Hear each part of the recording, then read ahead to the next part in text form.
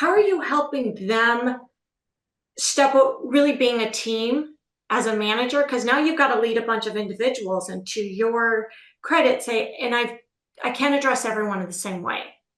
I've got to recognize what motivates each one of them. How do you work with those individuals? And I love it as you talk about coming in from the outside as a fractional or interim. You've got a fresh perspective and you're able to help them lead while still taking into account your operational excellence. You're very customer motivated. You're very innovative as an individual. We'll get into some of that.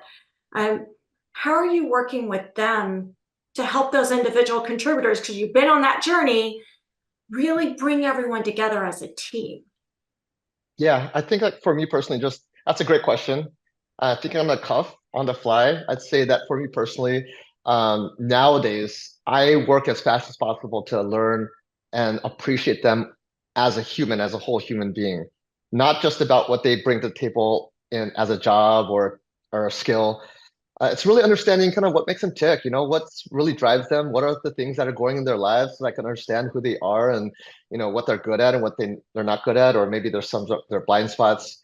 I Mhm. think, coming to the core of it is like, can I learn to really care for this individual, and really care for that they come with, you know, well, for me to believe that they're coming into the situation with the right mindset and the right heart, that they want to do the best work, that I am invested in their growth, and that they know this too. It's not just me like internalizing, it's actually sharing and really being curious about who they are, what they want to do, where they want to go, and where I can kind of support them. So this is kind of a conversation, but ultimately it's my responsibility to really get up to speed on this as fast as possible. So then I know what where we can start kind of pushing the boundaries, right? Because a lot of the growth happens in that area of discomfort where it's kind of where they're not comfortable, but not past to the point where they feel disencouraged. So really kind of understanding where we can kind of start moving towards that and giving them challenges where we may start smaller and start kind of creating a culture of small wins that will lead to big wins. But ultimately, I think when it comes down to it, it's about can I really like care and care about this human being?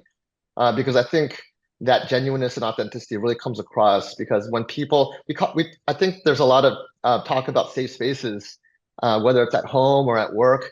But part of that in creating a quick space is safe space is like, do they trust me so that they can be authentic and to give me the real, I don't know, some people call it the real real or the real deal Holyfield or what the real situation is, right? I don't want to surround myself with just yes people, but do they feel safe enough for that? And a lot of that responsibility is on me so that I can have this open conversation with them. So I think there's a lot of ways to get the best out of people, but this is the way that I think I've found, especially now, that I work very quickly to try to establish that rapport and creating that safe space to enable for me to really kind of build that relationship, that foundation, which will then allow us to move very quickly in creating a very kind of a team that is performing.